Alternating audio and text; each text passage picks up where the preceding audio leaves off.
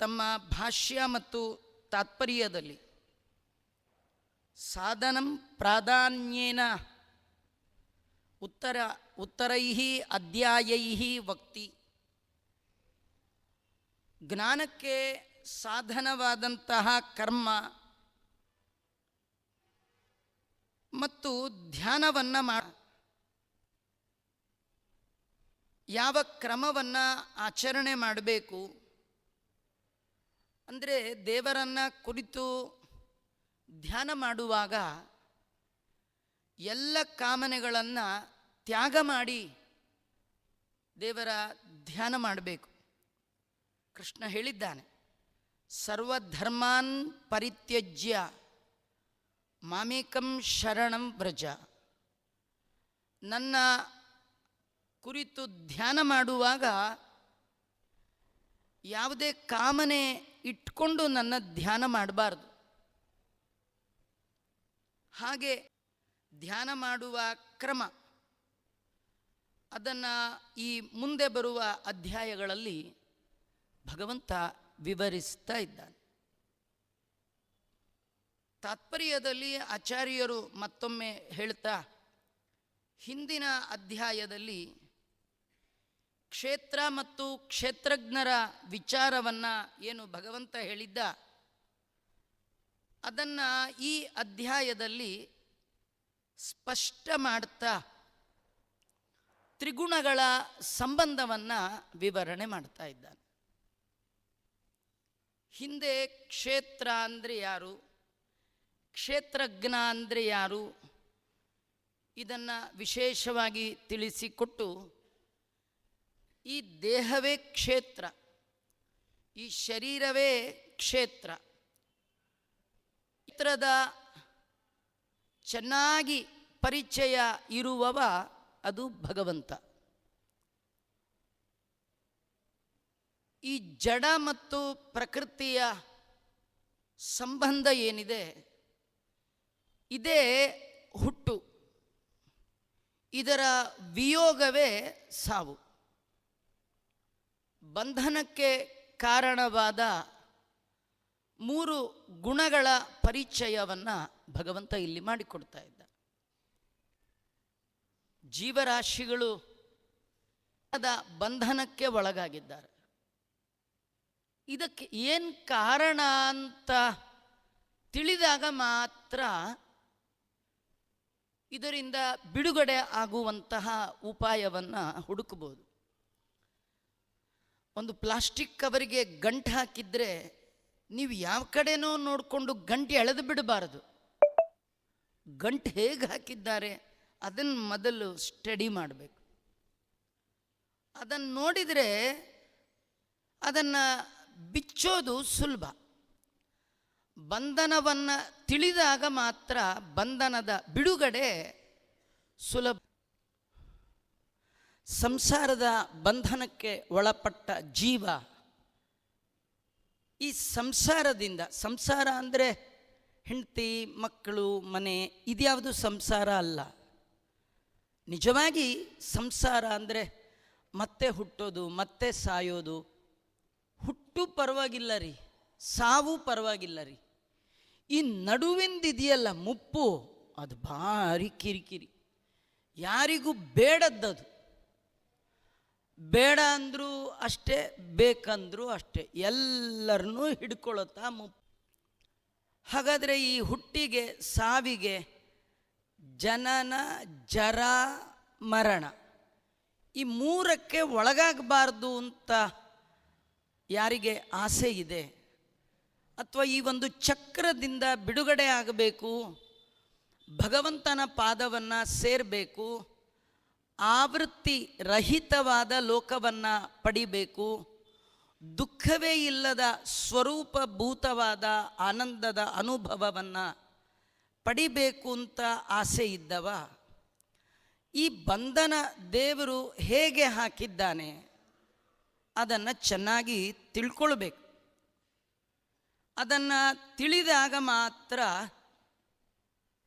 ನಾವು ಮೋಕ್ಷವನ್ನು ಪಡೀಲಿಕ್ಕೆ ಸಾಧ್ಯ. ಕೃಷ್ಣ ಪರಮಾತ್ಮ ಈ ಅಧ್ಯಾಯದಲ್ಲಿ ಹೇಗೆ ಹಿಂದಿನ ಅಧ್ಯಾಯದಲ್ಲಿ ಕ್ಷೇತ್ರ ಮತ್ತು ಕ್ಷೇತ್ರಜ್ಞನ ಪರಿಚಯ ಅನಿವಾರ್ಯ ಅಂತ ತಿಳಿಸ್ತಾ ಇದ್ದಾನೆ, ಹಾಗೆ ಈ ಅಧ್ಯಾಯದಲ್ಲಿಯೂ ಕೂಡ ಜ್ಞೇಯ ವಿಷಯಗಳಲ್ಲೇ ಉತ್ತಮವಾದ ಒಂದು ಜ್ಞೇಯ ಅಂತ ಕರೆಸಿಕೊಂಡ ವಿಷಯವನ್ನು ನಿಮಗೆ ಮತ್ತೆ ಹೇಳ್ತೇನೆ ಅಂತ. ಪರಂಭೂಯ ಪ್ರವಕ್ಷ್ಯಾಮಿ ಜ್ಞಾನಾನಾಂ ಜ್ಞಾನಮುತ್ತಮಂ. ಅರ್ಜುನ, ನಿನಗೆ ತಿಳಿದುಕೊಳ್ಳಬೇಕಾದದ್ರಲ್ಲಿಯೇ ಅತ್ಯಂತ ಉತ್ತಮವಾದ ಒಂದು ವಿಷಯವನ್ನು ಮತ್ತೆ ನಿಮಗೆ ಯಾಕಂದರೆ ಈ ವಿಷಯವನ್ನು ತಿಳಿದ ಮುನಿಗಳು, ಈ ವಿಷಯ ತಿಳಿಬೇಕಾದರೆ ಮುನಿಗಳಾಗಿರಬೇಕು. ಮುನಿಗಳು ಅಂದರೆ ಮನನಶೀಲರು.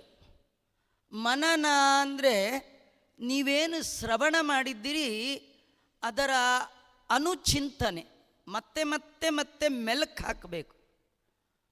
ನಮ್ಮಲ್ಲಿ ಅನುಚಿಂತನೆ ಅನ್ನೋದೇ ಇಲ್ಲ. ಕೇಳುವ ಕಾಲಕ್ಕೆ ಎಲ್ಲ ಅರ್ಜುನ ಆಗಿಬಿಟ್ಟಿರ್ತೀವಿ, ಹೇಳೋ ಕಾಲಕ್ಕೆ ಎಲ್ಲ ಕೃಷ್ಣ ಆಗಿಬಿಡ್ತೀವಿ. ಹೇಳಿದ್ದು ಕೇಳಿದ್ದು ಆದ ತಕ್ಷಣ ನಿಮ್ಮ ಪಾಡಿಗೆ ನೀವಾಗ್ತೀರಿ, ನಮ್ಮ ಪಾಡಿಗೆ ನಾವು. ಕೃಷ್ಣನ ಮಾತು ಜೀವನದಲ್ಲಿ ಪರಿಣಾಮ ಬೀರಬೇಕಾದ್ರೆ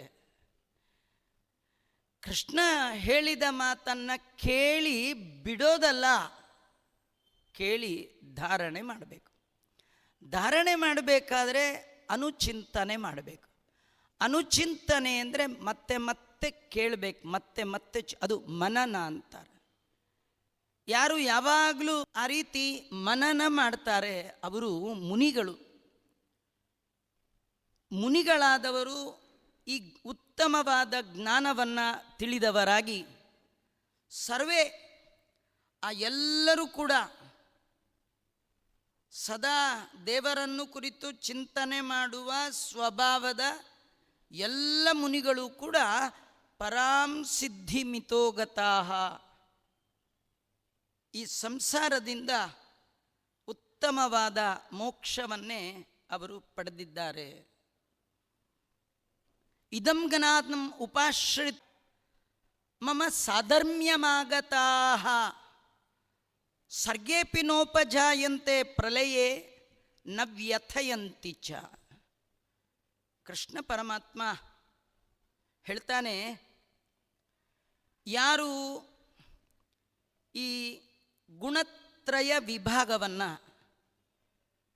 ಸರಿಯಾಗಿ ಮನನ ಮಾಡ್ತಾರೆ, ಇದನ್ನು ಆಶ್ರಯ ಮಾಡ್ತಾರೆ, ಇವರ ಈ ಮಾತುಗಳಲ್ಲಿ ವಿಶ್ವಾಸ ಇಟ್ಟು ಅದರಂತೆ ನಡೆಯುವ ಪ್ರಯತ್ನ ಮಾಡ್ತಾರೆ, ಅವರೆಲ್ಲ ಮಮ ಸಾಧರ್ಮ್ಯಮುಪಾಗತ,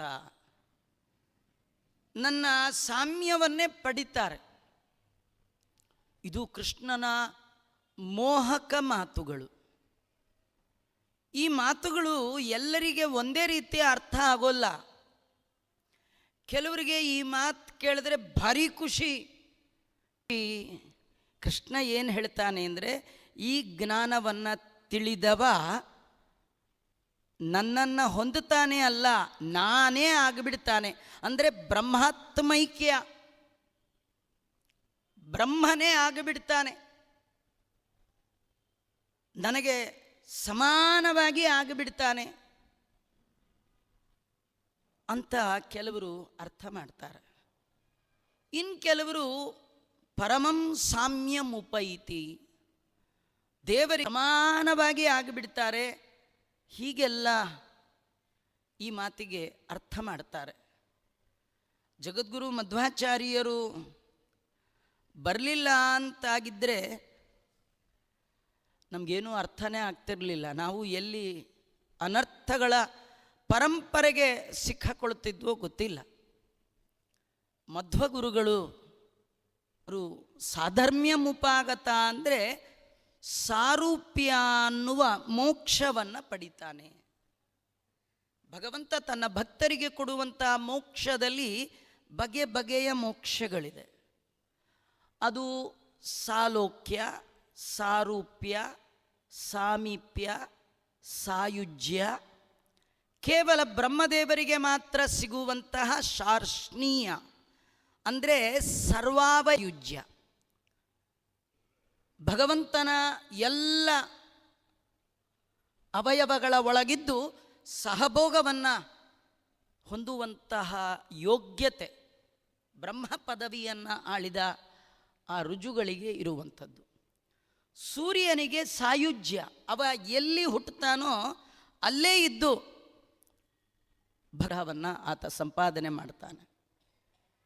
ಕೆಲವರಿಗೆ ತನ್ನ ಲೋಕ ಕೊಡ್ತಾನೆ, ಕೆಲವರಿಗೆ ತನ್ನ ಥರಾರೂಪ ಕೊಡ್ತಾನೆ, ಕೆಲವರಿಗೆ ತನ್ನ ಹತ್ರ ಇಟ್ಕೊಳ್ತಾನೆ. ಇದೆಲ್ಲ ಭಗವಂತ ಭಕ್ತರಿಗೆ ಕೊಡುವ ಬಗೆ ಬಗೆಯ ಮೋಕ್ಷಗಳು. ಅದರಲ್ಲಿ ಸಾರೂಪ್ಯ ಅನ್ನುವಂತಹ ಒಂದು ಮೋಕ್ಷ, ಯಾರು ಈ ತ್ರಿಗುಣಗಳ ಬಗ್ಗೆ ಸರಿಯಾಗಿ ತಿಳ್ಕೊಳ್ತಾ ಇದ್ದಾರೆ ಅವರು ಸಾಧರ್ಮ್ಯ, ಭಗವಂತನಂತೆ ಆಗುತ್ತಾರೆ. ಭಗವಂತನೇ ಆಗುತ್ತಾರೆ ಅಲ್ಲ, ಭಗವಂತನಂತೆ ಆಗುತ್ತಾರೆ. ಆ ನಂತೆ ಅಂದ್ರೇನು? ಕೃಷ್ಣನೇ ಮುಂದೆ ಹೇಳ್ತಾನೆ, ಸರ್ಗೇಪಿನೋಪಜಾಯಂತ್. ಸರ್ಗ ಅಂದರೆ ಸೃಷ್ಟಿ. ಅವರು ಸೃಷ್ಟಿಯ ಕಾಲದಲ್ಲಿ ಮತ್ತೆ ಹುಟ್ಟಲ್ಲ. ಯಾರು ಭಗವಂತನ ಸಾಧರ್ಮ್ಯವನ್ನು ಹೊಂತ ಅವರು ಮತ್ತೆ ಮತ್ತೆ ಹುಟ್ಟೋಲ್ಲ. ಅಷ್ಟೇ ಅಲ್ಲ, ಪ್ರಲಯೇ ನ ವ್ಯಥಯಂತಿ ಚ. ಬ್ರಹ್ಮದೇವರ ಲೋಕದ ತನಕ ಯಾವ ಲೋಕಕ್ಕೆ ಹೋದರೂ ಕೃಷ್ಣ ಹೇಳ್ತಾನೆ, ಆ ಎಲ್ಲ ಲೋಕಗಳು ಅರ್ಜುನ ಪುನರಾವೃತ್ತಿ ಇರುವಂತಹ ಲೋಕಗಳು. ಆದರೆ ನನ್ನ ಲೋಕ ಇದೆಯಲ್ಲ, ಅದಕ್ಕೆ ಆವೃತ್ತಿ ಇಲ್ಲ. ಅಲ್ಲಿ ಹೋದವ ಪ್ರಳಯದ ಭಯ ಅವಗಿಲ್ಲ. ನ ವ್ಯಥಯಂತಿ ಚ ಸರ್ಗೇ ನೋಪಜಾಯಂತೆ ಪ್ರಲಯೇ ನ ವ್ಯಥಯಂತಿ ಚ. ಈ ಸತ್ವಾದಿ ತ್ರಿಗುಣಗಳ ಬಗ್ಗೆ, ಅವುಗಳ ಕಾರ್ಯಗಳ ಬಗ್ಗೆ, ಅವುಗಳನ್ನು ಯಾರು ಚೆನ್ನಾಗಿ ತಿಳ್ಕೊಳ್ತಾನೆ ಅವನು ಸೃಷ್ಟಿ ಕಾಲದಲ್ಲಿ ಹುಟ್ಟೋದೂ ಇಲ್ಲ, ಪ್ರಳಯ ಕಾಲದ ದಯೆಯನ್ನು ಪಡೆಯೋಲ್ಲ. ಕಾರಣ ನನ್ನ ಸಾರೂಪ್ಯವನ್ನು ಅವ ಪಡೆದಿರ್ತಾನೆ. ಇದು ಭಗವಂತ ಆ ಜ್ಞಾನದ ಒಂದು ಮಹಿಮೆಯನ್ನು ಮೊದಲು ಅರ್ಜುನನಿಗೆ ತಿಳಿಸ್ತಾನೆ. ಯಾಕಂದರೆ ಮಹಾತ್ಮ್ಯ ತಿಳಿದಾಗ ಅದರ ಒಳಗೆ ಪ್ರವೃತ್ತಿ ಬರುತ್ತೆ. ಹಾಗಾದ್ರೆ ಇದನ್ನು ನಾನು ತಿಳ್ಕೊಳ್ಬೇಕು. ಯಾಕಂದರೆ ಈ ಜ್ಞಾನವನ್ನು ಪಡೆದದ್ದೇ ಆದರೆ ಮತ್ತೊಮ್ಮೆ ಅಮ್ಮನ ಹೊಟ್ಟೆಯಲ್ಲಿ ಬರುವ ಭಯಾನಕತೆ ಇಲ್ಲ. ಮರಳಿ ಬಾರದ ಲೋಕಕ್ಕೆ ಹೋಗಬಹುದು. ಯಾವ ಲೋಕದ ಒಳಗೆ ಅತಿಶಯವಾದ ಆನಂದ ಇದೆ, ಯಾವ ಲೋಕದಲ್ಲಿ ಹೊಂದುವ ಆನಂದದ ಒಳಗೆ ದುಃಖದ ಅಂಥ ಲೋಕಕ್ಕೆ ಹೋಗಬಹುದು ಅಂತಾದರೆ ಈ ಜ್ಞಾನವನ್ನು ನಾವು ಪಡೆಯೋಣ ಅನ್ನುವ ಭಾವ ಅವರಲ್ಲಿ ಬರುತ್ತಾದ ಕಾರಣ ಭಗವಂತ ಮೊದಲ 2 ಪದ್ಯಗಳಲ್ಲಿ ಗುಣತ್ರಯದ ಬಗ್ಗೆ, ಆ ಜ್ಞಾನದ ಬಗ್ಗೆ, ಅದರ ಮಹಿಮೆಯನ್ನು ಮೊದಲು ಮಮ ಯೋನಿ ಮಹದ್ಬ್ರಹ್ಮ ತಸ್ಮಿನ್ ಗರ್ಭಂ ದದಾತ್ಮ್ಯಹಂ ಸಂಭವ ಸರ್ವಭೂತಾನಾಂ ತತೋ ಭವತಿ ಭಾರತ ಸರ್ವಯೋನಿಷು ಕೌಂತೆಯ ಮೂರ್ತಯ ಸಂಭವಂತಿ ಚ ತಾಸಾಂ ಬ್ರಹ್ಮ ಮಹದ್ಯೋನಿ ಅಹಂ ಬೀಜ ಪ್ರದಪಿತ. ಭಗವಂತ ಆ ಸಂದರ್ಭದಲ್ಲಿ ಹೇಳ್ತಾ, ಚೇತನ ಪ್ರಕೃತಿಯಾಗಿರ್ತಕ್ಕಂತಹ ಮಹಾಲಕ್ಷ್ಮಿ ಅವಳು ಭಗವಂತನ ಪತ್ನಿ, ಜಗತ್ತಿಗೆ ತಂದೆ ಭಗವಂತ, ಜಗನ್ಮಾತೆ ಮಹಾಲಕ್ಷ್ಮಿ. ಭಗವಂತ ಅವಳ ಮೂಲಕವಾಗಿಯೇ ಸಕಲ ಜೀವ ಜಾತವನ್ನು ಉತ್ಪತ್ತಿ ಮಾಡ್ತಾನೆ. ಇದರರ್ಥ ಸೃಷ್ಟಿ ಕಾರ್ಯದಲ್ಲಿ ಅವಳನ್ನು ಪ್ರೇರೇಪಣೆ ಮಾಡ್ತಾನೆ. ಇಷ್ಟೇ ಅರ್ಥ ಮಾಡಿಕೊಳ್ಬೇಕು. ನಮ್ಮ ಲೋಕದ ಸಾಮಾನ್ಯ ತಂದೆ ತಾಯಿಗಳಂತೆ ಅಂತ ಅವರನ್ನು ತಿಳಿಬಾರ್ದು. ಇಡೀ ಜಗತ್ತನ್ನು ಸೃಷ್ಟಿ ಮಾಡುವ ಒಂದು ಶಕ್ತಿ ಮಹಾಲಕ್ಷ್ಮಿಗಿದೆ. ಅವಳೆಂತ